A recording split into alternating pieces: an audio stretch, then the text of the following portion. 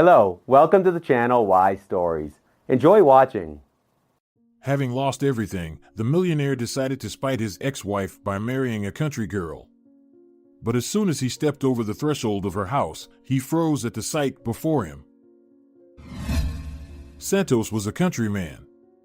His father worked as a driver at the local sawmill, while his mother managed a large farm, rabbits, cows with calves, pigs, chickens, geese, and a large garden, half planted with pumpkins for animal feed and Santos. As a child, he often dreamed of having a brother, but his mother was never able to conceive again. When Santos was 12, his mother, fetching water from the well, suddenly groaned, clutched at her heart, dropped the buckets, and slowly sank to the ground where she died before the ambulance arrived, while frightened neighbors milled around. Santos remembered that day well in every detail. There, entering the principal's office, was the polite school director who found him sitting at the third desk by the window. He beckoned Santos over and whispered in his ear, "Get ready, Santos, your father will meet you." Indeed, his father was standing near the school's porch, awkwardly fiddling with his dusty, wood-shaving-covered cap. Seeing his son, he smiled awkwardly and embraced him by the shoulders. "Son, our mom has passed away. She's gone." At first, Santos did not believe his father, shook his head, and was stubborn. Then tears sprang from his eyes with the realization this was no joke, his father was not lying. Santos broke free from his father's hands and ran. They found him late at night in a field behind the village, curled up and asleep. His face was swollen from tears. Thus, they were left alone, as their neighbor Senora Cibula often called them.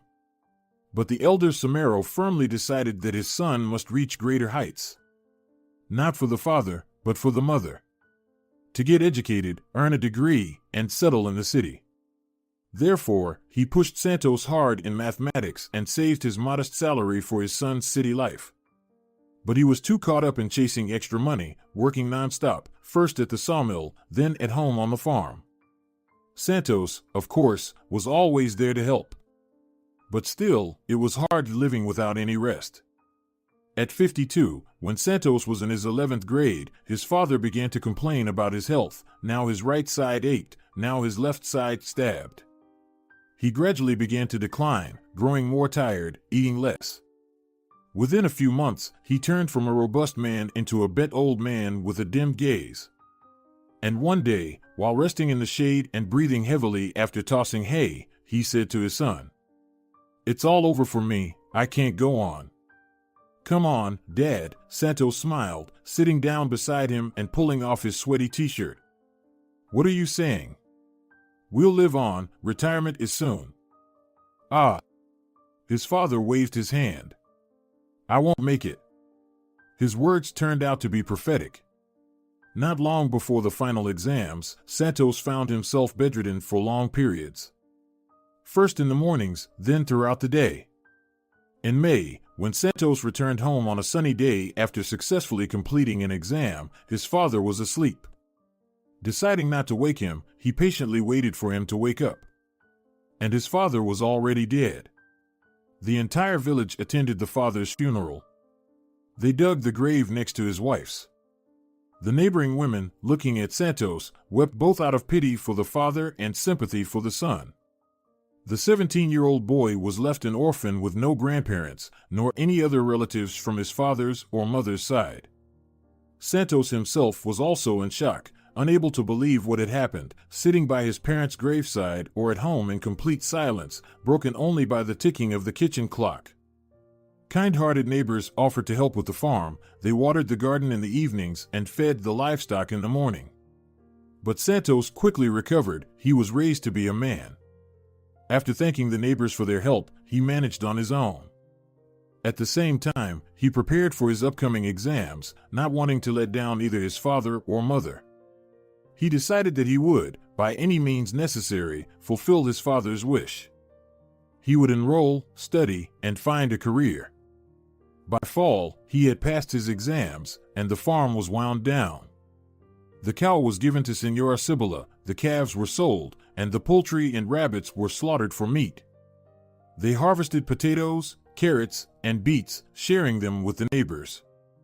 At the end of August, Santos said goodbye to everyone, locked the door of his parents' house, gave the second key to Senora Cibula, and promised to visit whenever he could. The money his father had saved was enough for travel, dormitory fees, and the first few months. The scholarship was modest, so he had to take a part-time job and transfer to a distance learning program. Santos was sleep-deprived, ate poorly, and increasingly saw his father's reflection in the mirror. His gaze had acquired a look of indifference, which frightened him. Only the memory of his father and mother kept him going. The owner of the restaurant where Santos worked often praised him at staff meetings for his quick thinking and inventiveness. He was one of those waiters who could sell customers the most expensive and best items without blinking an eye. "One day you'll be a good businessman," he winked at him. Santos had never thought about it. He had been studying at the Faculty of Management and Business for 4 years, but he still didn't quite understand what he would do when he graduated. He had neither the time nor the emotional energy to think about it. He decided to finish his studies first and then think about what to do with his life. He did not want to work part-time for long. Fate had other plans. When Santos was in his 5th year and already writing his thesis, on his only day off, the owner called. "Santos, help out, will you? Our Rollo got drunk somewhere again, replace him. You're a capable guy, there's no one else to ask.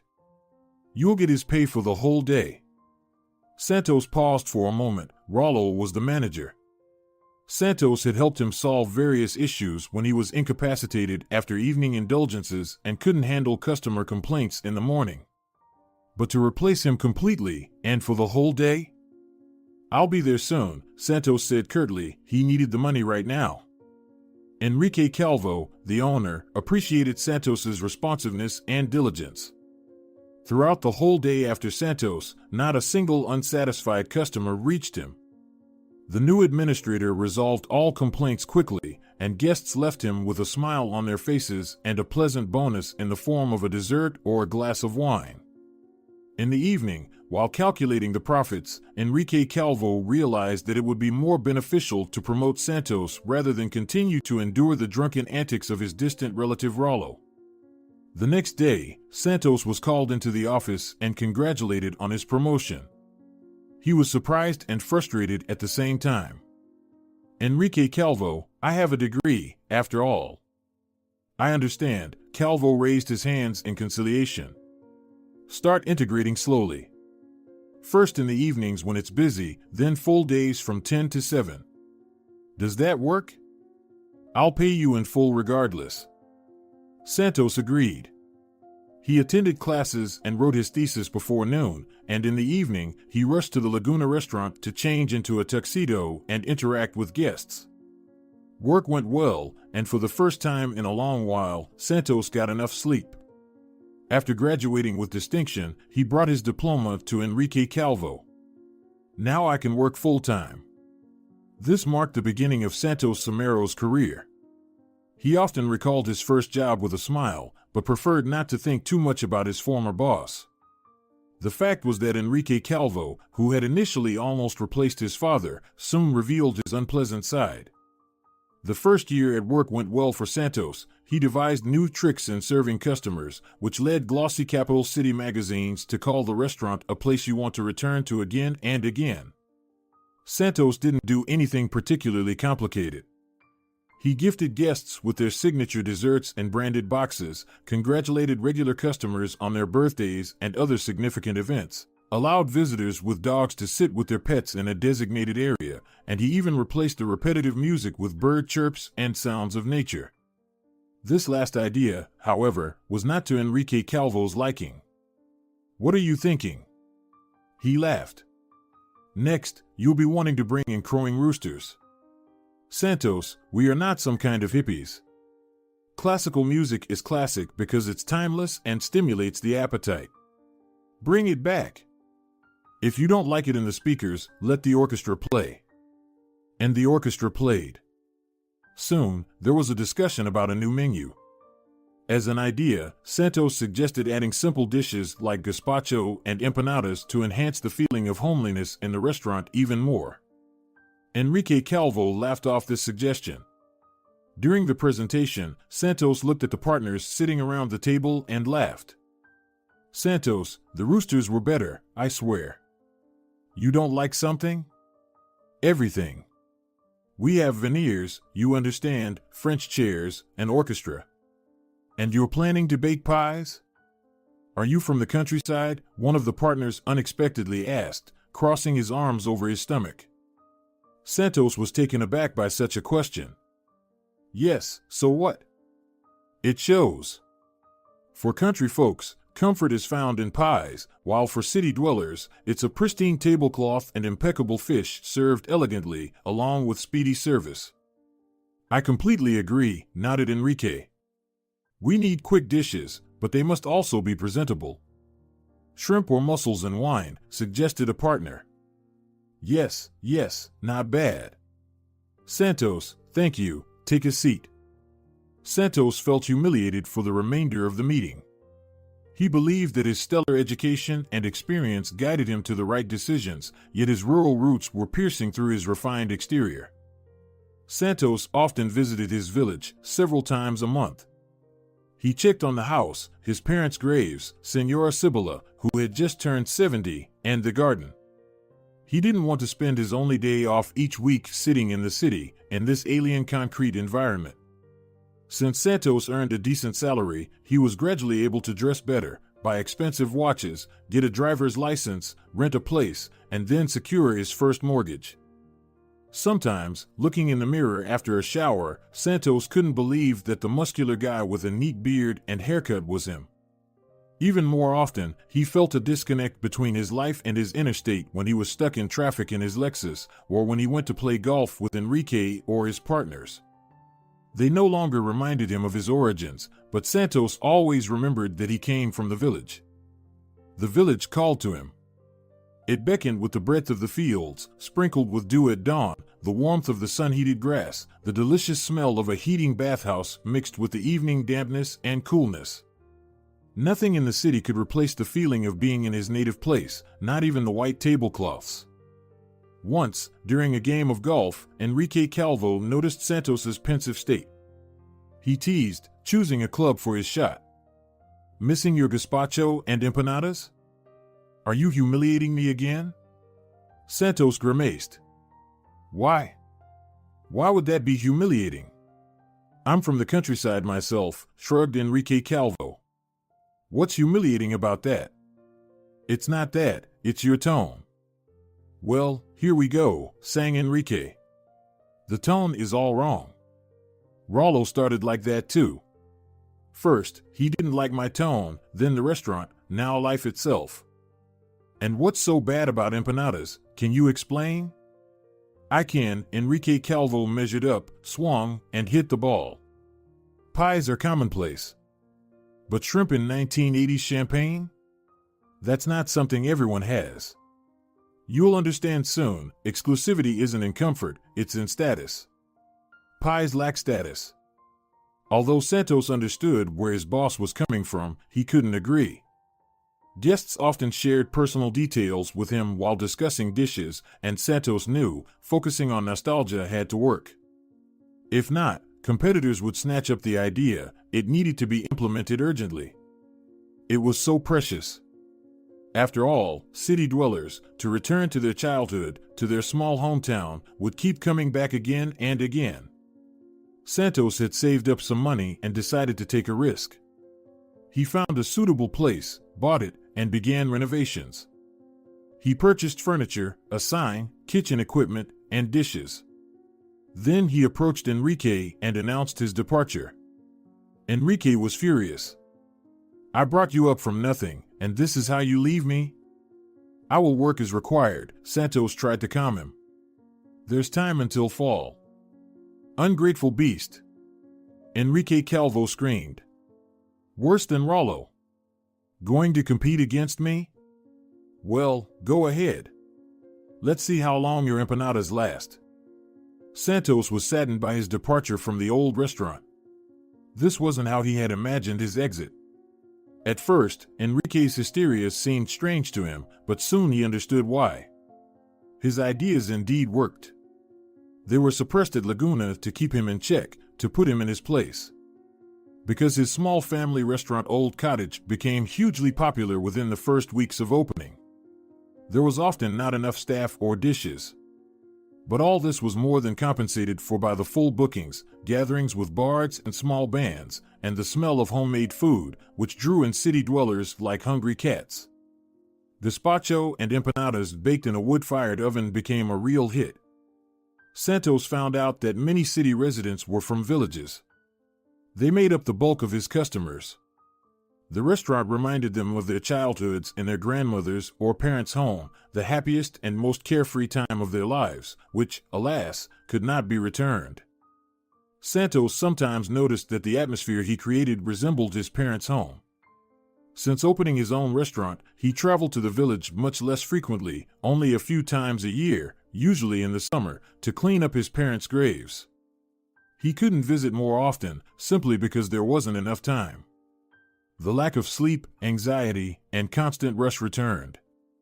But Santos liked it. He felt he had done something good. He had created a project from scratch that brought him good money and joy to those around him. Probably, this was the future his parents had once dreamed of for him.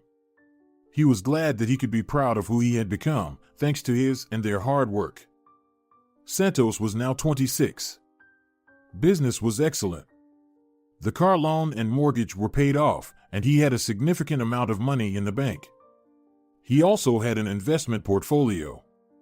Santos dreamed of one day returning to his native village to renovate his parents' house and then retire to live out his days in peace. And he worked like the devil. Santos hadn't met Magdalene until she came to the restaurant with her friends for lunch. The first thing she said to Santos at the end of their meal was, "What a wonderful place, just like my home." She was 23. She had come to the city from the village and was not at all ashamed of her background, which Santos found very appealing. He couldn't stand those who looked down on the countryside, despite being from there himself. Magdalene became a frequent visitor to his establishment. She came sometimes alone, sometimes with friends, but never with a man. Santos assumed she was single and decided to get to know her better. He would see her off to her taxi, join her at her table, and she always welcomed this. They discussed childhood, youth, future plans, and problems. Magdalene worked as a fitness trainer, earned a good income, had a great figure, and dressed stylishly. After school, she moved to the city to avoid being a burden on her parents.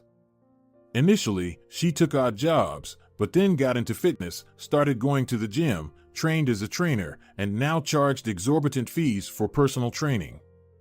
A month after meeting, Santos invited Magdalene on a date after work in the evening, and she agreed. 2 months later, they were living together in his apartment and soon got married. Magdalene organized everything. She chose an expensive dress, a diamond tiara, and rings, rented a country club, managed the restaurant, the menu, and the guest list. When Santos suddenly remembered acquaintances from his native village and suggested inviting them, Magdalene frowned. "They are nice, your neighbors and mine, but we're not that close to them. I want only close people at our wedding. Understand?" Santos nodded, then reflected. Unlike Magdalene, he had no parents or friends. He had some acquaintances in the city, but couldn't really call them close. They were more like business partners. So, it turned out that at the wedding there were close people to Magdalene and strangers to Santos. Magdalene's parents approved of their daughter's choice, and she introduced them to Santos 2 months after they met. One weekend, Santos and Magdalene went to the village. There, in a neat log house, lived Senor and Senora Cabeza, his future in-laws. It turned out that when Magdalene reminisced about the village and home, she was actually referring more to a cottage because her father was a retired diplomat and her mother primarily grew flowers on the plot. It became clear that they had less in common than Santos had hoped. However, the Cabeza family made a good impression on him. Senor Gustavo, taking him aside that day, expressed his wish for only the best for his daughter. The relationship with Magdalene deteriorated rapidly after the wedding. Before the wedding, she greeted Santos with dinner every evening, even if it was ordered from a restaurant. But after the wedding, she often disappeared at friends' places in the evenings. She would return late at night, just when it was time for Santos to get up. She quit her job, claiming she wanted to dedicate all her time to the family. But in the end, Santos only saw her in the morning for an hour while he got ready for work, and she slept. Her behavior began to worry him. When Santos asked Magdalene to spend more time at home, she would pout. "Well, here we go. You want to control my life? Expecting me to wait for you like a princess locked in a tower?" Magdalene retorted. "I just want you to greet me after work like you used to, so we can spend more time together," Santos pleaded, sitting on the edge of the bed, watching as Magdalene undressed. "Of course," she scoffed. "Or maybe you're the one who relaxed after the wedding and stopped making time for me. Maybe I started hanging out with my friends more to not feel so lonely.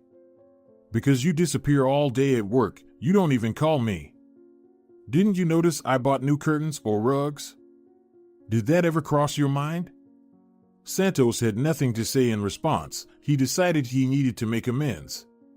He took days off at the expense of sleep, tried to call Magdalene from his office buried in reports.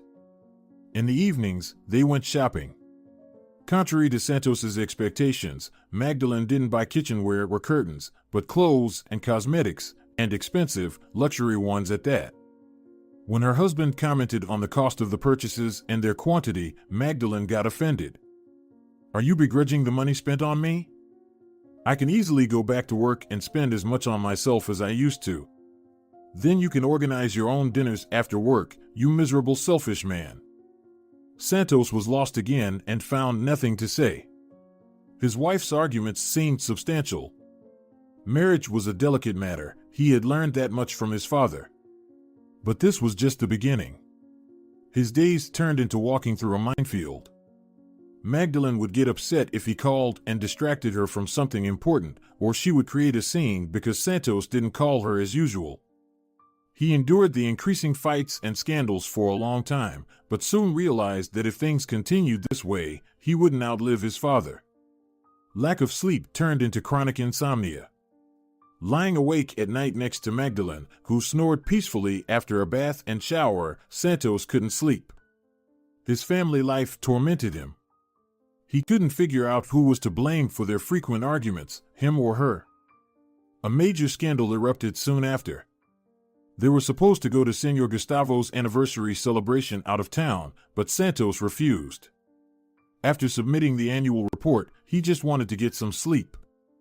He also didn't want to drive in such a tired state, worried that he might fall asleep at the wheel. Hearing his refusal to go, Magdalene threw her purse on the floor in the hallway, hands on her hips. "I can drive too. Did you think about that?" "I'm not in the condition to argue right now, Magdalene," Santos groaned, collapsing exhausted on the sofa. "I just want to sleep, only sleep, my head is splitting. You go, and I'll come tomorrow after I've rested. Your father will understand, I think. He was so looking forward to showing you his new garage. He can show it tomorrow. You don't respect me, you don't respect my father. What else?" Magdalene exploded, choking on tears. "And then you wonder why I don't want to have children." "Magdalene, I beg you," Santos began, but then heard the door slam shut. Magdalene left. Santos had neither the strength nor the desire to think about her words. He fell asleep. His sleep was restless, and he slept terribly. He woke up 8 hours later, completely shattered. He looked at the clock, 4 in the morning. Outside, in the misty haze, the outlines of high-rises were visible. The city was asleep. The sun was rising on the horizon as a dim, light spot. It seemed the day would be as hot as the day before. Despite the morning freshness, heat was already starting to rise from the asphalt below. Santos took a headache pill, washed it down with a lot of water, as his mother had taught him, opened the window to let in some fresh air, took a shower, and then set off to visit the Cabeza family at their country house. He was met with a noticeably cold reception. "Ah, Santos, you've arrived?" Senora Cabeza opened the gate for him. "Why didn't you call? Didn't warn us that you wouldn't come to the anniversary and that you would visit today?" I thought Magdalene would have informed you. Magdalene, the mother-in-law, raised an eyebrow. She arrived yesterday close to midnight, all in tears, disheveled. She locked herself upstairs in a room and that's it. She says you're selfish. Santos smiled involuntarily. Turns out she's still such a child. Which one of you is more of a child is something to think about. Senora Cabeza shook her head. Gustavo was also upset. He was so looking forward to seeing you. You could have at least sent a card. Senora Cabeza, I really couldn't. My blood pressure spiked. I barely made it home. Santos showed a bag that clinked with bottles. I'll congratulate him today. Sherry and Cava's his favorites.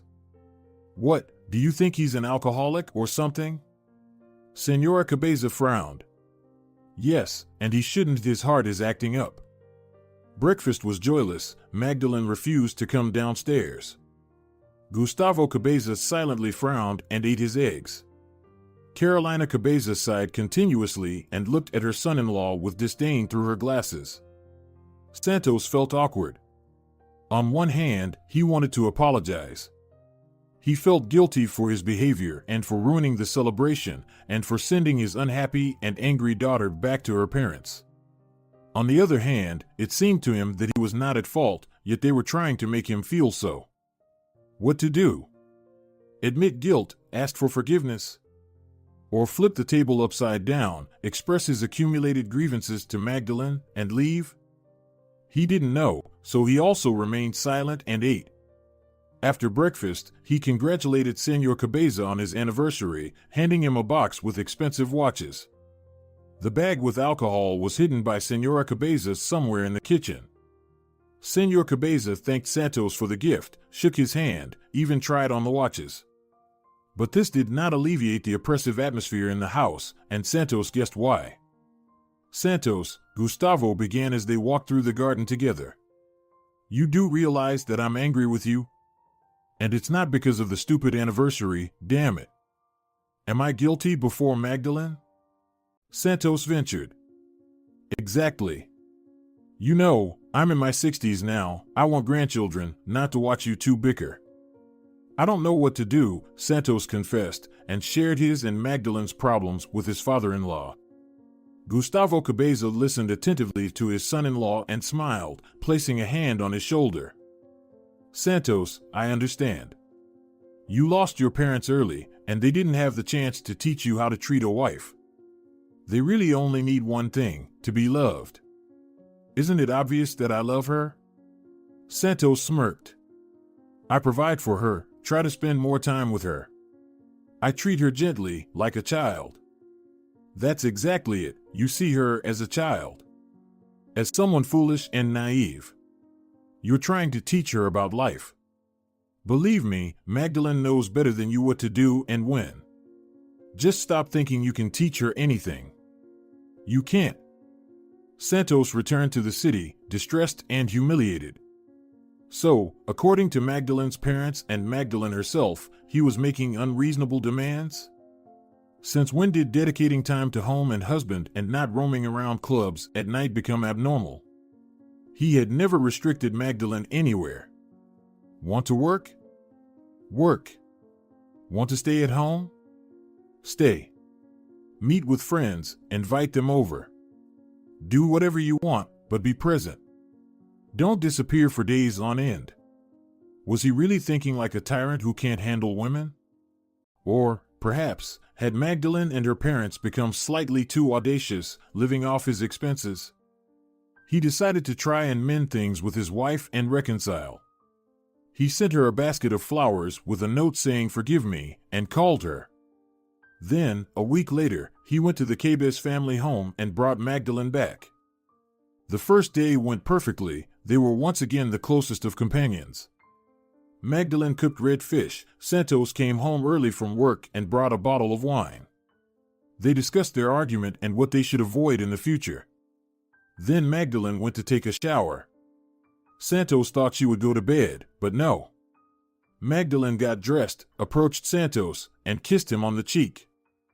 I'm going out with the girls. Go, he sighed, trying not to get angry. Will you be out until morning? Do you need a ride? Maybe, maybe not, Magdalene smiled.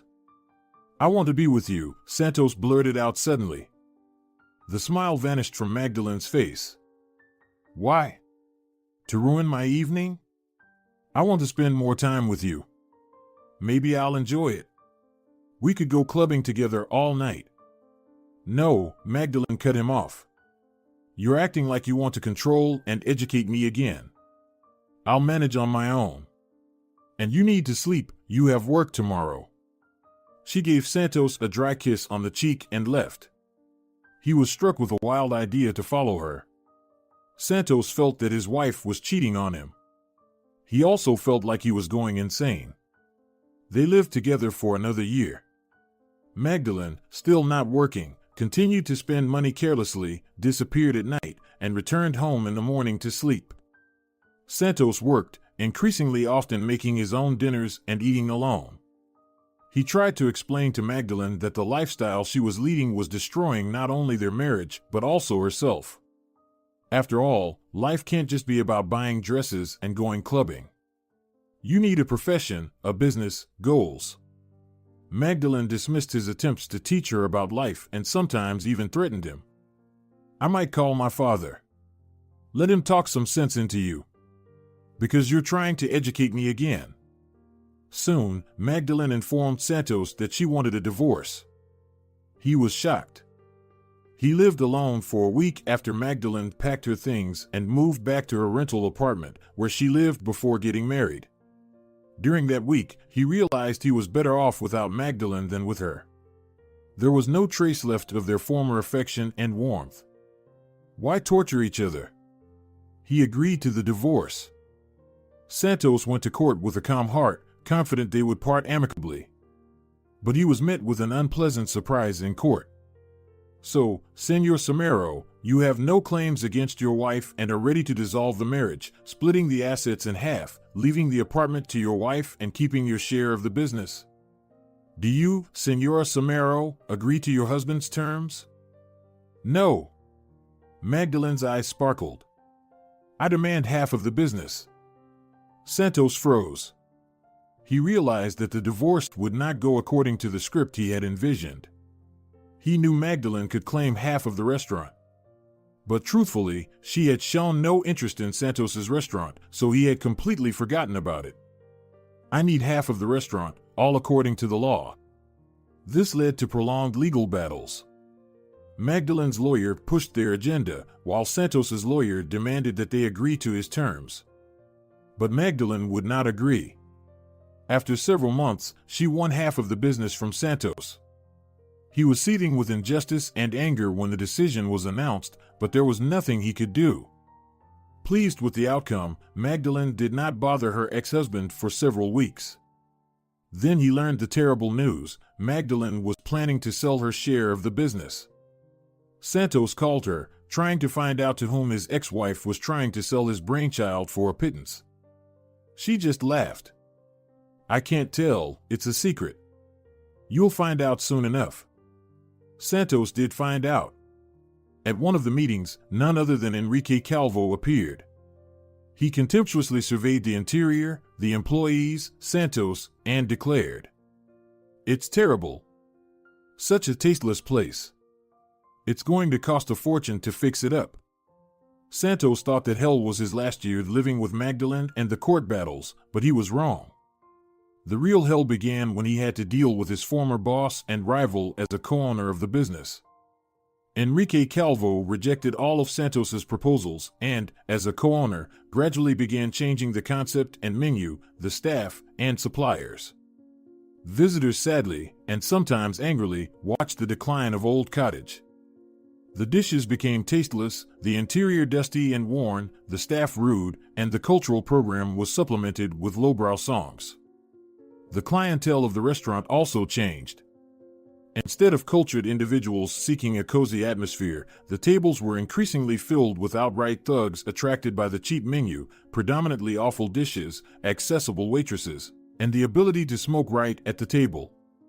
The old patrons visited less frequently, and then the new ones dwindled too. By the end of the month, Santos was apathetically reconciling the accounts, realizing they were operating at a loss. Still, sometimes, he harbored hope that his former boss would stop destroying his business. That did not happen. At one point, Santos realized in horror that he had no money to pay suppliers and no funds for taxes. The restaurant needed to be sold. There were no takers to buy the failing business. One day, Enrique Calvo showed up in Santos's office with a smirk and offered to buy out Santos's share for a pittance, becoming the sole owner. Santos agreed. By then, there was no trace left of the reputation of his creation. Unable to pay off the bank loan he had taken earlier, Santos decided to sell his apartment. One September day, he loaded a small suitcase into his car and drove to the village. The only place where he felt he could recover from the damage inflicted by his competitor and ex-wife, both materially and psychologically. Santos's childhood home greeted him with boarded-up shutters and overgrowth up to his neck. It had long been neglected. The neighbor, Senora Cibula, had aged and stopped tending to her garden. Other neighbors gradually forgot both Santos and his father. Thus, the house slowly decayed and became overrun with cobwebs. It needed repairs. Nonetheless, it was still a place of strength, and strength was what Santos desperately needed now, as he had almost none left. Senora Cibula was delighted by the return of the younger Samero. She often visited to check on him, bringing something tasty, pies, jams. They drank coffee in the old kitchen, which Santos had somewhat put in order. He washed the walls, floors, ceiling, windows, cleaned the table and chairs from mouse droppings, hung curtains brought by Senora Cibula, arranged dishes he had brought from the city in a lopsided cupboard, and changed the light bulb. Santos told his neighbor about his marriage and divorce. He cried bitterly, biting his fist, cursing himself. Senora Cibula smiled calmly, patted his shaggy head, and lamented. "Cry, dear, cry. Don't hold it in. Oh, that Magdalene. Oh, that Enrique Calvo. They hurt you, robbed you." Initially, Santos was embarrassed to be treated like a child. But eventually, he stopped minding. After all, Senora Cibula had known him since he was a child. After selling all his property, Santos didn't have much money left. He replaced some of the rotten floorboards, old windows, doors, and the shingles on the roof. There was no money left for furniture or appliances. Santos managed to repair what was there. He cleaned the sofa and replaced the legs on the chairs. Here in the village, he rediscovered his enjoyment of working with his hands. It was wonderful, waking up in the morning not to the call of an accountant, but to the crowing of a rooster. His sleep and appetite returned. A month later, in May, Santos decided to work on the garden. He first used his father's scythe to clear and burn all the weeds at the ravine by the gate. Then, over a week with a shovel, he plowed the soil, pruned the raspberry bushes, and made vegetable beds. He took some potatoes from Senora Cibula's cellar and also planted some in her small garden. In the pantry storerooms, he found seeds for tomatoes, peppers, and artichokes. At the end of the month, Santos sat contentedly on the porch of his childhood home in an old creaky chair, sipping juice and looking over his land. Some areas were already showing the first sprouts, and the bushes were in bloom. It was then that Senora Cibula brought up the topic of marriage. "You fixed everything, Santos, you've managed it all. And your heart has healed, it seems you could love someone again." "Senora Cibula, love? Me?" Santos laughed. "I'm still getting gray hairs from my last marriage, and you're talking about love. Life is bleak without love," the neighbor clacked her toothless gums. "Without love, it's empty. With love, even a scorched field blossoms, and right now, your soul is just like that field. We have girls here who could match your soul." Santos gave the old woman a sly look. "Senora Cibula, have you come to matchmake me with someone?" "I have," she replied without a hint of deceit. "There's a girl named Anna. Just the right kind of girl, but she hasn't managed to get married. All the decent guys are taken, only drunkards left. And a drunkard won't do for her, she's too good for that. Santos promised to meet Anna, but her name alone made him smile. Anna. Surely, she had no education and rarely left the village, only on holidays. Senora Sibylla said that Anna worked on a farm. So, a milkmaid. What would they talk about, a milkmaid and a former restaurateur? The day came when Anna was supposed to visit Senora Sibylla to bring her pension. She came by each month after work from the post office, where she collected the old lady's money by proxy. For her help, she was treated to juice or lunch. This time, Santos also stopped by for coffee. Seeing Anna, he thought she looked exactly as he had imagined. A voluptuous 25-year-old with healthy rosy cheeks and thick braids down to her waist. A true milkmaid. And there he was, hardly resembling a restaurateur anymore, in tracksuits, a t-shirt, with a beard, untrimmed for months, considerably sunburnt, and thinner from working in the garden. "This is my neighbor, Anna." Santos Somero, the old lady pointed to him with her watery, weak eyes. "Why are you standing there like you don't belong? Sit down, we'll have some coffee." On the table were already set churros, a small bowl of candies, and a large coffee pot. "Pleased to meet you." Anna reached across the table to shake his hand. "Anna. But I'm Anna to my friends, and Senora Ferreira to everyone else. Am I a friend or a stranger?" Santos shook her sturdy, calloused hand. "For you, I am Senora Ferreira," she replied firmly. The conversation didn't flow. Anna and Senora Sibylla excitedly discussed farm matters, the rising price of milk, the ruination of production, and the new owner. Santos couldn't contribute to the conversation and silently drank his coffee. Anna seemed to him either brusque or, at the very least, cold. He felt no desire to get to know her better, much less marry her. He stayed out of politeness for half an hour and then excused himself, citing chores. "Don't be offended, Santos," Anna said as he was leaving. "I didn't mean to offend you by calling you a stranger. Senora Ferreira, to you I'm Santos Somero." Santos winked at her. "No offense taken, thanks for the coffee." A week later, Santos went to the city. He needed to buy some things for the house. After 2 hours of wandering through the hardware store, he decided to grab a bite. He felt compelled to visit his old cottage. Santos knew it would hurt to return to his restaurant, but he decided to brave it. The first thing he noticed was the new sign. The restaurant had been renamed. The interior and menu matched the new name, as did the clientele. What had once been a popular spot for family outings had transformed into a dive where laborers drank beer after work, noisily discussing and frequently arguing. Yet, among them, a scruffy and unshaven Santos felt at home. He wouldn't have dared to enter a decent place looking as he did. He ordered albondigas, a salad, and coffee. Waiting for his order. Santos, he suddenly heard and shuddered. A chill ran down his spine. It was Magdalene's voice. She stood before him, dressed up and groomed, examining his beard with some schadenfreude. "Santos, is that you?" "Hardly recognize you," Magdalene smirked, pulling out a chair. "May I sit?" "You don't mind, do you?" "I do mind, but you've already sat down," Santos responded gruffly. "What do you want, Magdalene?" "Why are you so rude?" she grimaced. "I just want to know how you are. We're not strangers, after all." Santos thought of Anna and smiled involuntarily. Perhaps they were closer than she thought. At least, Anna hadn't taken his business from him. "My life's good, Magdalene." "Doesn't look like it." "You know what I thought when I saw you?"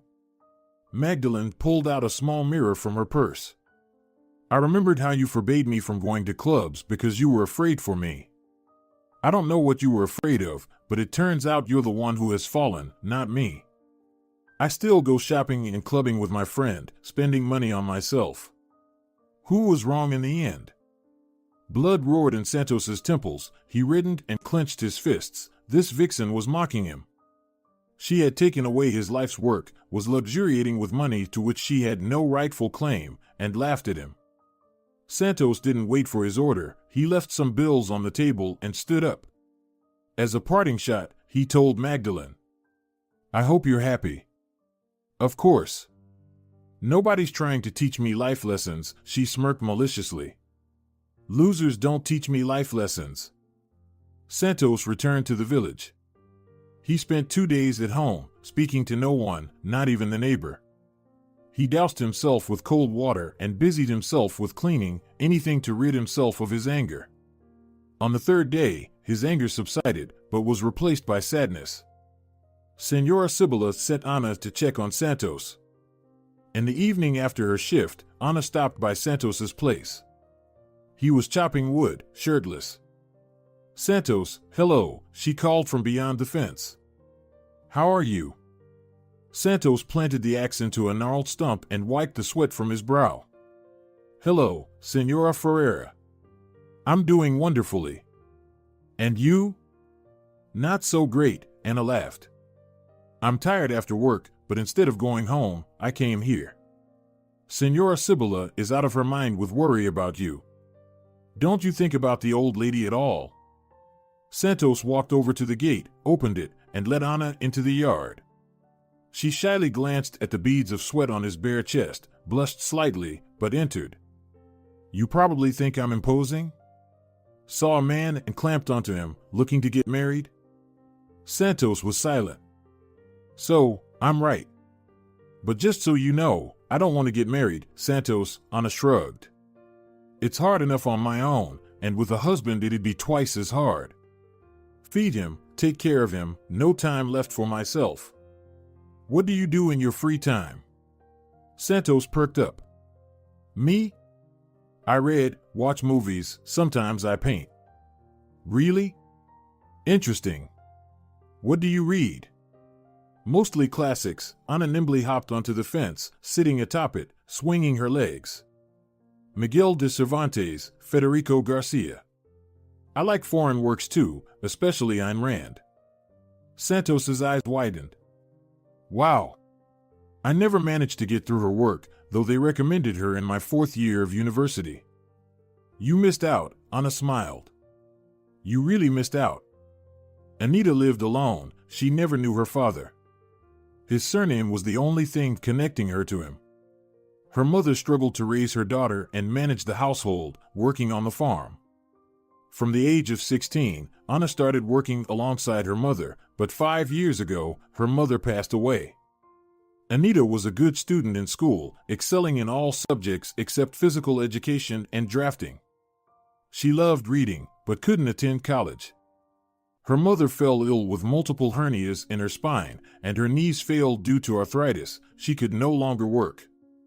The financial burden fell on Ana's shoulders. She sometimes worked double shifts to afford medication and trips to the city for clinical visits. Unfortunately, they couldn't cure her mother. She died from bone cancer at 56, leaving Ana an orphan. Now, in addition to farm work, she also managed the household, a goat, chickens, and a garden. Listening to Ana's life story, Santos involuntarily compared it with his own and marveled at how this young woman, despite being so much younger, possessed a strength of spirit far greater than his. Why do they call you Ana? He asked as she was about to leave. It seems so harsh. It does sound a bit like a cow's call, Ana laughed. But I'm not offended. I've always been called that at school, though my mother called me Anita.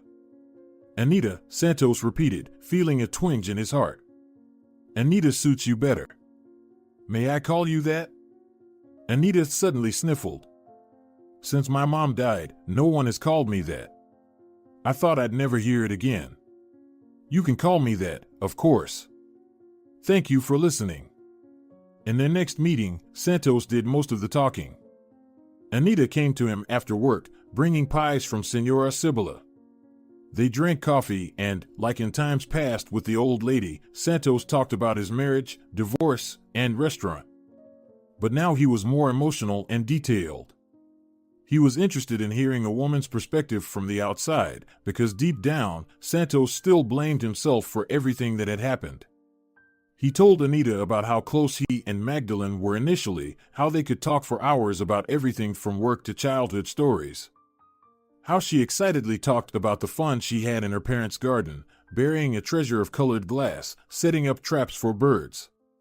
Santos recognized himself in her stories. How warmly Magdalene's parents had welcomed him, and he genuinely considered them his own parents in some way. He sought advice, helped around the house on weekends. The Cabez family's reaction to the divorce shocked Santos deeply. They sided with their daughter and refused even to listen to any explanations from their former son-in-law. For them, there was simply no more Santos Samaro. The division of the business, to which their daughter had no connection, also raised no questions from the Cabez family.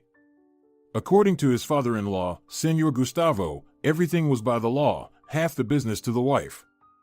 Anita listened to Santos with her mouth agape, sometimes forgetting about the half-eaten candy in her hand or the cup of cold coffee. She sympathized with him and deeply despised Magdalene and her parents. In Anita's view, Magdalene had behaved terribly in the marriage.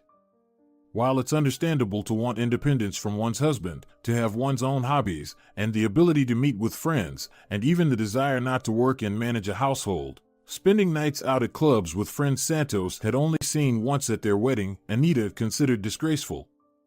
She also thought it was unfair to accuse Santos of giving too little attention to his wife and being controlling.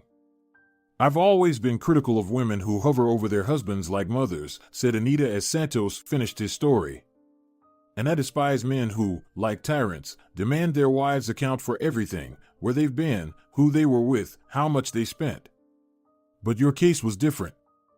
Anita believed that Santos had tried until the very end to save the marriage, attempted to spend more time with Magdalene, and never reproached her for her wastefulness, laziness, or insolence, even though perhaps he should have.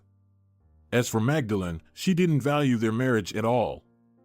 Yes, and her parents, however much Santos respected them, were also bad people, greedy and malicious.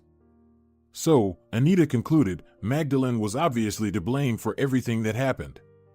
But Santos was also at fault for being too gentle and naive. "How did you manage to become a businessman with such a character?" Anita smiled. Santos was taken aback. "You're so wise, Anita." "Yes, I now see the whole situation from the outside. Indeed, I am a rare fool and an idiot." "It's because you need to read the right books," she laughed. Santos liked her laugh and smile, and the sincerity of his new acquaintance. Thus, they seamlessly transitioned to informal communication and stopped considering each other strangers. In the evenings, they often gathered at Senora Sibylla's, cooked dinner, and discussed what had grown in the city, the latest news. Anita began to recount the books she had read. Santos listened with interest, while Senora Sibylla would start yawning and waving them off. "Oh, I can't, I'm going to lie down. Clean up the churros when you're done eating." Santos never quite understood whether the neighbor was genuinely tired of their literary discussions or if she just wanted to give them space to grow closer. In any case, Santos soon realized he was in love. Not in the way he had been with Magdalene, where he was head over heels from just one glance at her, but no less intense, just differently. Anita was warm, real, sincere. There wasn't a hint of deceit in her. Conversations with her were calming, not aggravating old wounds as it had been with Magdalene.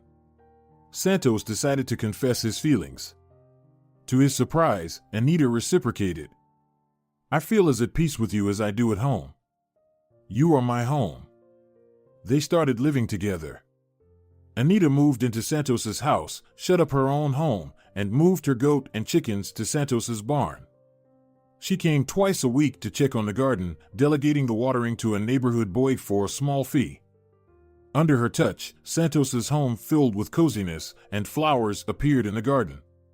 She continued working as a milkmaid and arranged for Santos to work at the farm too. His duties included distributing feed and cleaning the barns. It was not the most pleasant or easy work, but it paid well. With his first paycheck, he bought a new bed and dishes for the house. With the second, he purchased kitchen appliances, a stove, and a kettle. With the third, he renovated the bathroom. 6 months later, he gave Anita a ring. He did everything properly, bought flowers, got down on one knee. Anita agreed to become his wife. They went to the city and had a modest wedding, without guests. It was February. They decided to have the wedding in May, to gather the whole village in the garden. Meanwhile, they lived like a family, going to work together and returning together. When Anita had a day off and Santos was on shift, she busied herself with household tasks, washing curtains, baking, and of course, reading, comfortably nestled in an armchair with her feet up. When Santos had a day off, all these duties fell on his shoulders, and he constantly tried to patch up the house. Within a year, it had transformed. It was brighter, more spacious, more alive. Santos liked this. His life increasingly resembled that of his childhood before his mother's death, filled with the aroma of fresh baking and laundered clothes. A dear friend nearby, constant physical labor, and a mind filled with only future plans, renovating the home and married life. Plans that brought joy, making every morning wake-up desirable. Anita also liked her new life. Finally, after so many years, she could relax and trust someone else. She could share some of the responsibility. Santos proved to be a wise husband. He didn't demand Anita to be a perfect housekeeper. He always noticed when she was tired or unwell. He took care of her tenderly during such times and was grateful for everything she did for him. The first time he tried her signature gazpacho, his eyes rolled back in pleasure. "Anita, this is delicious. I've never tasted anything like this in any restaurant. Will you share the recipe?" "Not on your life," laughed Anita. "That secret will go with me."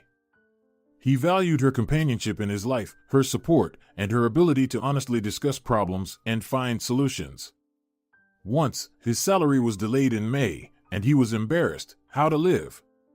To exist on Anita's expense? It was shameful. Watching him struggle with using her bank card at the local village store, Anita laughed. "Santos, really? We're family. Why are you so embarrassed?" "Because I'm a man," grumbled Santos. "Not foresight. I spent everything on boards. Trusted too much, like a fool." "You're not a fool, and you have golden hands. Look," she pointed to their home, hidden behind the thick greenery of trees. "Look how beautiful it is.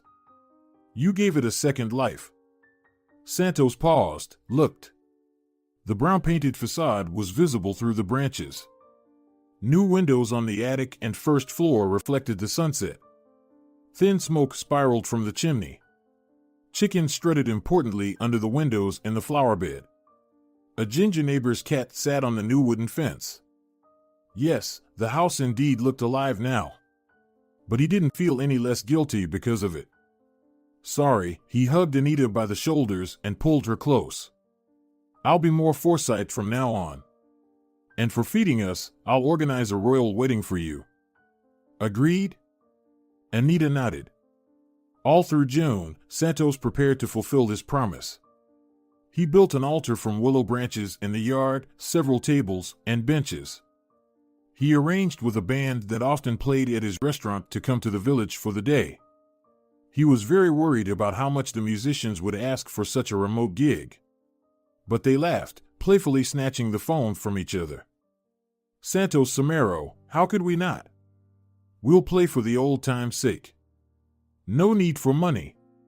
It's such an occasion, congratulations. Yes, we'll provide the music, and you bring the spirits, or it's a no-go."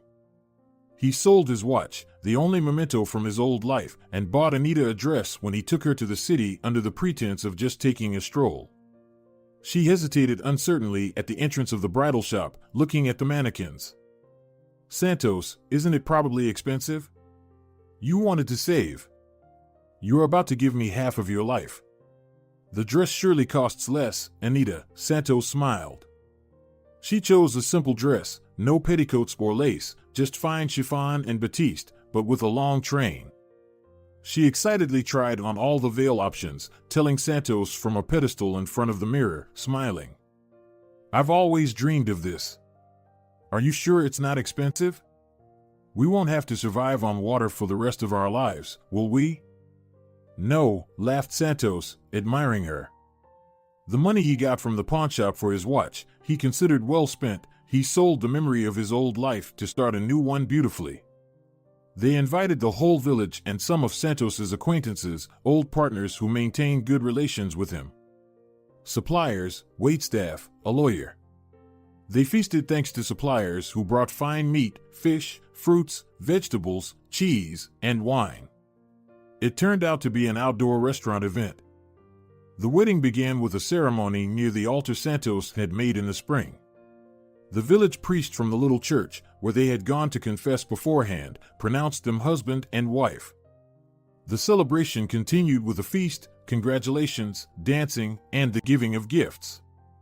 When guests got up from their tables in the evening to watch the fireworks, Anita, standing next to Santos, whispered, "Thank you.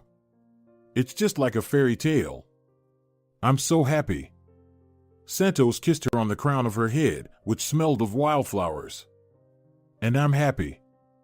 The morning after cleaning up and seeing off the guests, Anita sat on the porch drinking juice. Santos began to clear out his old room, planning to turn it into a nursery in the future, and stumbled upon an album. He brought it to Anita to show her. She looked at the photographs and asked Santos about what was happening in them. He told stories from his past, laughing sometimes until his stomach ached. Then Anita remembered. "I have one just like that somewhere. I'll go get it." Her album didn't look as impressive. There were few photos, but their value wasn't diminished by their scarcity. One photograph particularly caught Santos's attention. It showed Anita's mother alongside a man who seemed very familiar to him. "Who is this?" he asked, pointing at the man in the photo. "My father. I don't know his last name, but his first name is Andreo. My mother never talked about him, but Senora Sibylla knows a lot from her. I'm not sure how much of it is true, though." According to Senora Sibylla, Anita's father was a city dweller, a newcomer. It was unknown what brought him to the village, but it was here that he met her mother. A year after this photo was taken, Anita was born. Andreo was a man of means, as Anita's mother often said. She therefore believed that her daughter's future would be secure. But she was mistaken. Andreo did not acknowledge paternity. He didn't marry Anita's mother, but just disappeared as suddenly as he had appeared. Anita's mother chose not to demand anything or demean herself. Her pride wouldn't allow it. She mourned for several years, then shouldered the responsibility of raising her daughter alone. She decided to make sure Anita would stand on her own 2 feet no matter what. Anita's mother seldom mentioned her father, reluctantly and never without clenching her jaw in anger. Senora Sibylla did not know Anita's father's surname or full name. Anita had no desire to look for him. Why would I need him? For his money? He broke my mother's life, betrayed her. She never managed to love again, became tough, covered in armor. He betrayed me too, never once inquired about me. Apparently, he's not interested. So why would I need him, Santos? Santos shared his wife's anger and pain, but the mysterious Andreo lingered in his mind. He split wood and tried to remember where he had seen him. He hoed potatoes and thought about him. He watched Anita as she combed her long hair in front of the mirror and thought again. Then one evening, while they were watching a movie, cuddled up on the couch, he suddenly realized Andreo was that same business partner of Enrique Calvo who had once ridiculed his idea about empanadas. It's definitely him. Stunned by his discovery, Santos smiled, shook his head, but decided not to tell Anita just yet. Firstly, what if he was mistaken? Secondly, he wasn't sure if identifying her father was of any importance to Anita. She noticed a change in his mood but assumed it was a reaction to the movie. To confirm his suspicion, Santos needed to learn the partner's name and some facts about his biography. Even better, he needed to talk to him personally. And dealing with Enrique Calvo in this matter was unavoidable. Santos was infuriated by the necessity of asking for help from his former boss, who had taken his business and crushed it to dust. But he saw no other solution. One day, coming to the city to service his car, he stopped by the La Laguna. In the time since Santos had last worked there, the restaurant had severely declined. The leather chairs required new upholstery, burned by cigarettes in the most unexpected places. The tables were plastered with gum on the underside and marred by graffiti of indecent content on the top side, including insults directed at the restaurant. Judging by them, the quality of the food was also subpar. Santos ordered some pasta. The apologetic waiter informed him that the dish was no longer available and suggested choosing another. Santos opted for a potato tortilla, but that too was missing from the menu. "How is that possible?" laughed Santos. "If a dish is on the menu, how can it not be available? I understand one item might be missing, they didn't update the menu, but not everything in a row. What do you have then? Do you have ravioli?" "No," the waiter smiled apologetically. "We have French fries, chicken nuggets, and a fresh vegetable salad." "A kid's menu? And the main courses?" "For main dishes, we have tortilla," the waiter proudly informed. Santos shook his head. He ordered coffee with tortilla and waited. Things for Enrique Calvo clearly weren't going well. Santos felt a guilty pleasure from the misfortune of his former boss and competitor, a balm on the wound left by his treacherous treatment of La Laguna. He had turned a good place into a dive, and now he got his comeuppance. On the other hand, any establishment in decline saddened Santos. Raised by his father, he was taught not to associate a place with its owner. And if the owner was bad, the restaurant was still worth pity. It reminded him of a child, long neglected by careless parents without proper care. His father taught Santos, "Everything you touch is under your responsibility. Forgot to water the cow? You're to blame. Didn't manage to store the hay under the roof in time and it got soaked by rain? You're to blame. And you must be responsible for it." Santos wondered if Enrique Calvo felt guilty about the restaurant's poor performance. Or did he, as usual, blame everyone else? Or perhaps La Laguna had simply become a victim of old rivals, as Old Cottage had been? He didn't have to wait long for an answer. Soon Enrique Calvo saw Santos passing by. He looked surprised, hesitated, then decided to approach. He sat opposite Santos and greeted him. Santos returned the greeting grimly. The tortilla he had been waiting for nearly 20 minutes was dry and tasteless, and the coffee was bitter. "Well, Santos, how's life treating you?" "Good," Santos responded briefly, dabbing his mouth with a napkin. "Much better than before." "And you?" "Well, what can I say?" puffed Enrique Calvo. Same old, same old. Both restaurants are running, bringing in profits." "Then why don't you change the chairs?" Santos smiled. "They're all holes, scary to sit on. And there's a problem with the menu. From all the main dishes, there's only tortilla, and even that stale." "People like it," shrugged Enrique Calvo. "Obviously, the high society doesn't come here. Those who are embarrassed to go to decent places feel like kings here. Well, it even works to our advantage. More revenue, less need to invest." "Terrible." Santos shook his head. "You're just young," smiled Enrique Calvo. "You know, if you were wiser, we could have been partners. You were a sharp, efficient guy. You could have been rolling in dough by now." Santos smiled. "Speaking of which, remember you had a partner who mocked my empanadas? Are you still upset about that?" "Santos, you're like a little kid, I swear." "What's his name?" persisted Santos. "Can you tell me now?"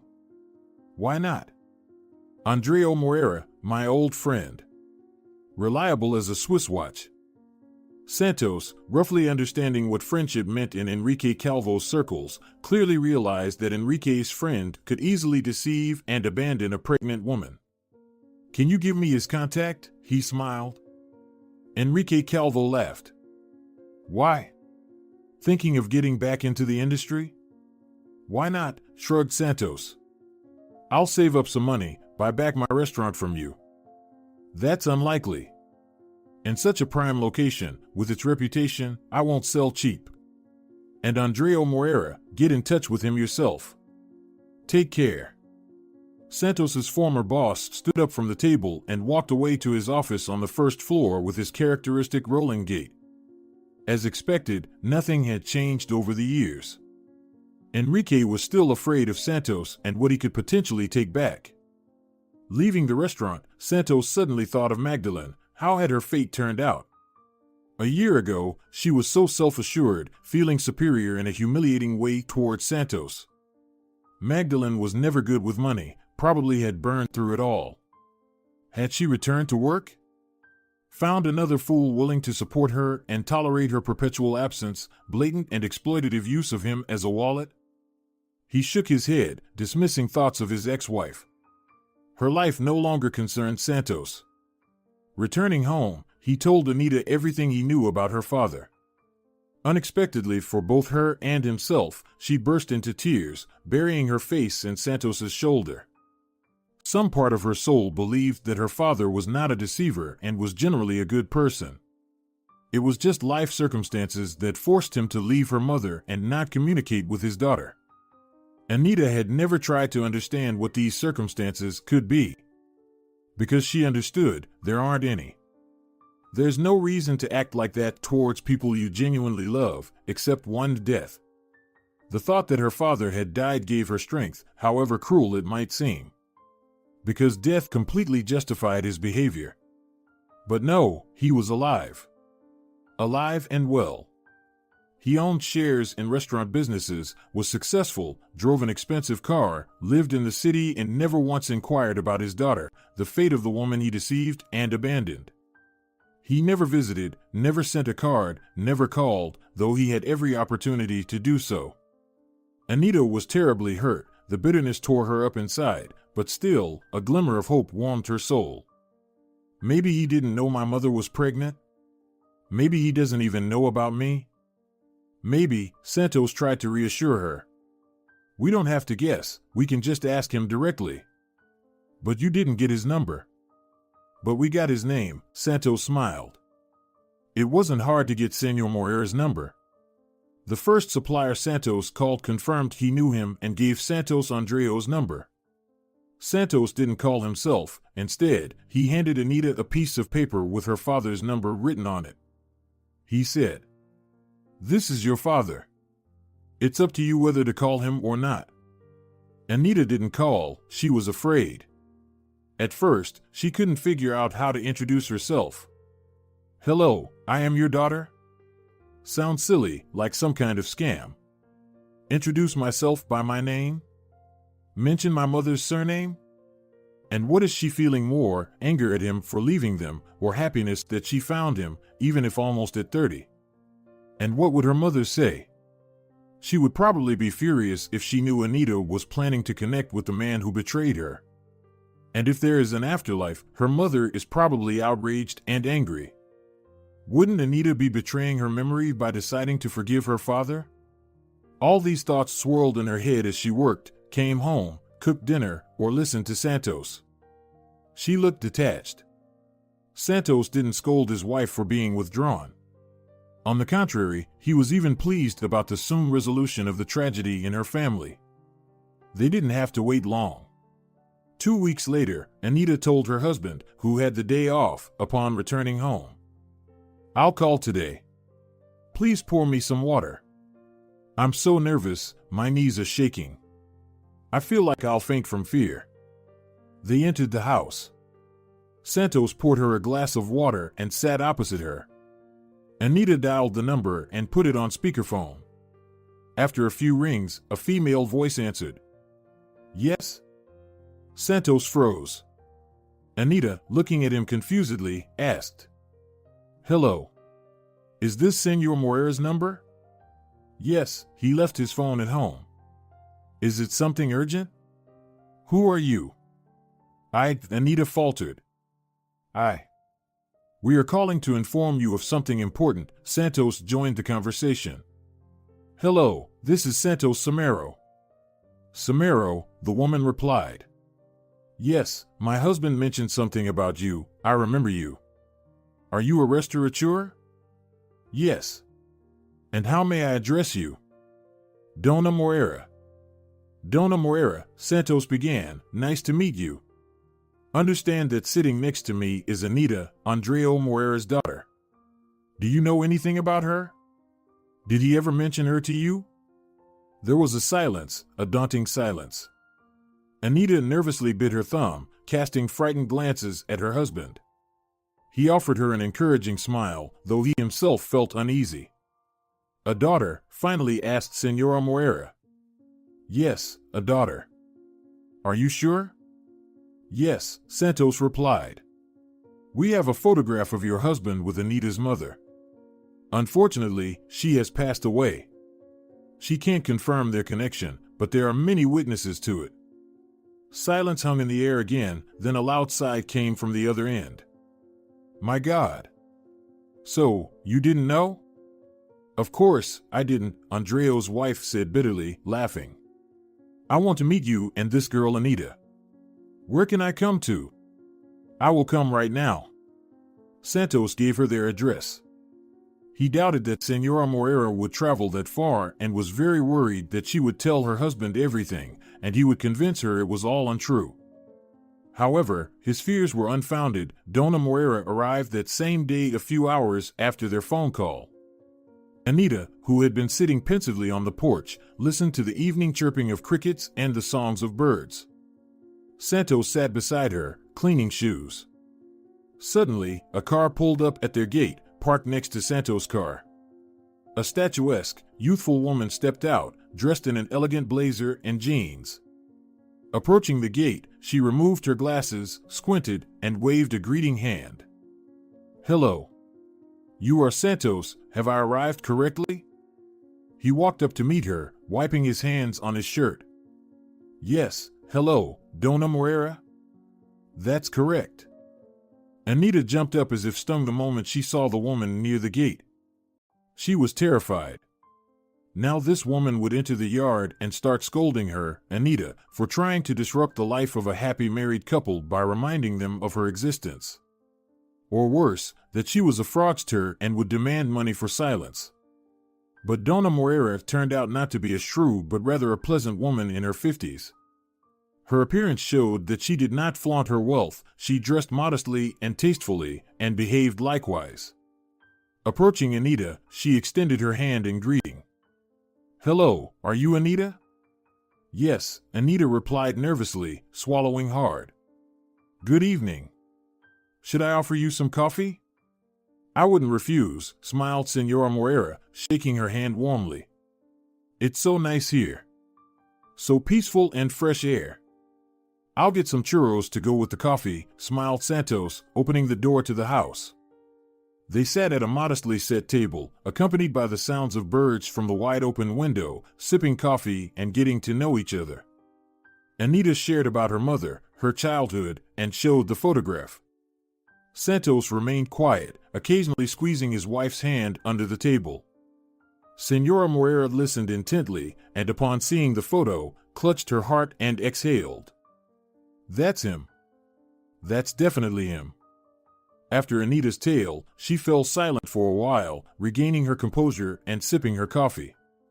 She stared at the photograph with diminishing agitation each time. Then, she began to tell her own story. Senora Moreira met Andreo Moreira at university. He came from an ordinary family, his father was a welder, and his mother a salesperson. This was not the case for Dona. Her father owned 3 restaurants. Her mother didn't work, focusing on the home and her daughter. Dona grew up accustomed to a wealthy lifestyle, attended by a personal driver to school and university. She liked Andreo because he treated her like he treated everyone else, without false flattery or attempts to impress. This was rare. Usually, both boys and girls would fawn over Dona, not because they liked her, but because her father was wealthy. The first boy to whom she reciprocated love soon revealed he had befriended her only for her father's money. If she didn't arrange a meeting for them, he would no longer pretend to be in love with her. Naturally, they broke up, and Dona became more cautious in choosing her circle. Andreo didn't try to impress her. Sometimes he acted outright silly, snatching a sandwich from Dona while she was eating. However, he knew how to court her. He gifted flowers from the university gardens and huge bouquets of cherries in the spring. He took her to rooftops, arranging picnics with churros from the cafeteria. Dona's father was initially wary of her suitor, no notable name or money. But the dean of the faculty where Andrea studied praised him as diligent and talented. After graduation, Dona's father offered him a position. Initially, Andrea worked as an ordinary manager, then as the chief and later as an administrator. Soon he became the deputy director. During this time, Dona didn't work. She decided that management wasn't for her and enrolled in an arts faculty, which slightly angered her father. She continued to date Andrea, and they were moving towards marriage. Initially planning to transfer the business to his daughter, her father realized she had no intentions of taking over. Instead, her boyfriend seemed a suitable candidate for the role, making Senor Moreira the first candidate for the majority shareholder. Dona's father didn't know then that all of Andrea's academic and professional successes were linked to his almost genius ability to lie, manipulate, and flatter. This was only revealed much later, when the father had retired and Andrea took over management. However, the old man wasn't naive and had arranged a contract stipulating that in the event of a divorce, all assets would go to his daughter, and she owned the controlling share of the stocks. Essentially, Andrea was working for Dona and her father but could lose everything he had at any moment, hence the importance of maintaining the image of a good family man and the perfect husband. He was busy. The proposal, the wedding, children, it all went like clockwork. But as the children grew, Andrea began to stay late at work and frequently traveled on business trips. Initially, Dona was calm about her husband's busyness, their business was flourishing, and his involvement in the restaurants was essential. Finding new investments, streamlining processes.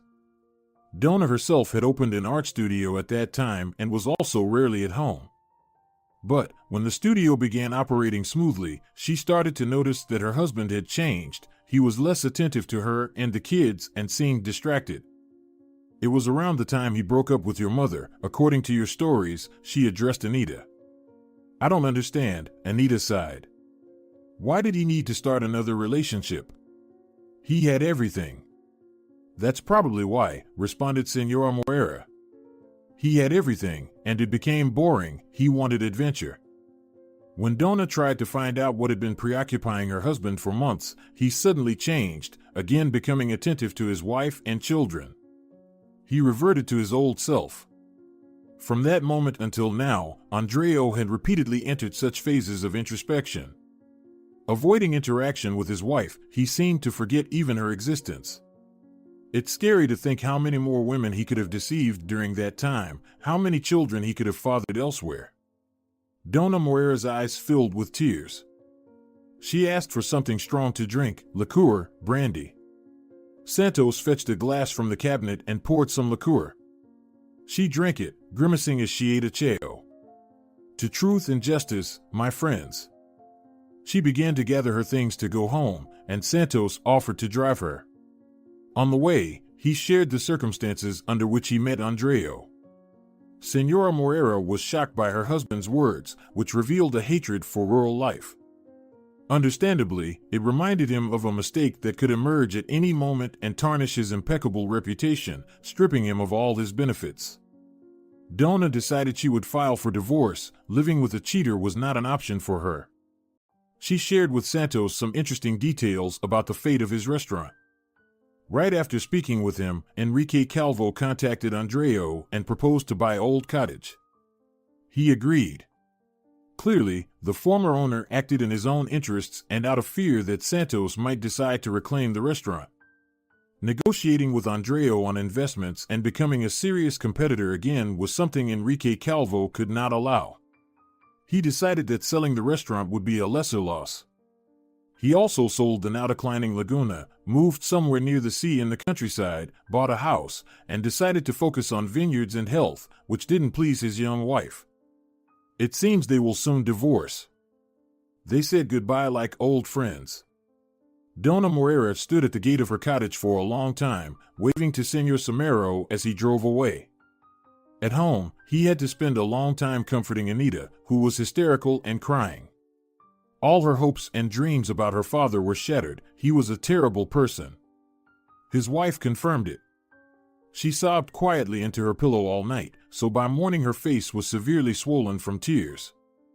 But in the afternoon, having taken time off work, they visited the graves of their parents, Anita's mother's first, then Santos' parents. They brought fresh flowers, talked to them heart to heart, asking for their intercession and seeking forgiveness. And Anita moved on. That evening, she was laughing heartily at the jokes told by Senora Sibylla, who came to find out what interesting events were happening at the neighbors. Mysterious guests, tears. Naturally, the Samero family told her everything, well aware that by tomorrow the entire village would know about Andreo. Serves him right. Returning from work the next day, they found a familiar car parked at their house. Inside, Dona Moreira was asleep in the driver's seat. Santos tapped on the window. She woke up, reluctantly opened her eyes, and squinted. "Oh, it's you? I've been waiting. Why didn't you go to the neighbor's house, Senora Sibylla? There she is, sitting on the bench, waving. She's probably been watching you for hours."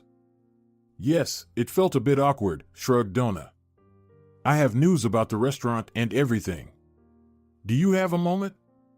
Senor and Senora Cabez invited Dona for a simple dinner, stewed potatoes with beef and a fresh vegetable salad. Senora Moreira offered to help. She rolled up her sleeves and chopped vegetables for the salad while Anita cooked and Santos peeled potatoes. She also shared her news. She had spoken to Andreo that same evening. She told him everything she thought of him and demanded a divorce. She had also spoken to her father. He was furious as a boar and decided to take steps to remove Andreo from the business soon. He contacted a lawyer for this. Andreo initially resisted, denying any wrongdoing.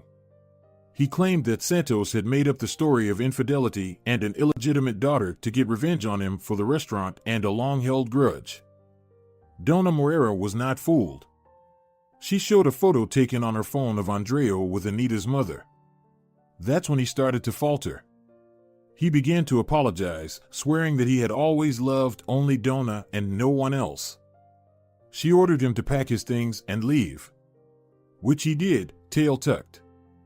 "Strange," said Dona. "After I threw him out, I thought I would be inconsolably crying from the hurt. But on the contrary, I felt so relieved, as if I had gotten rid of garbage." Anita snorted. Senora Moreira looked seriously at Santos. "I think I'll return the restaurant to you, Santos."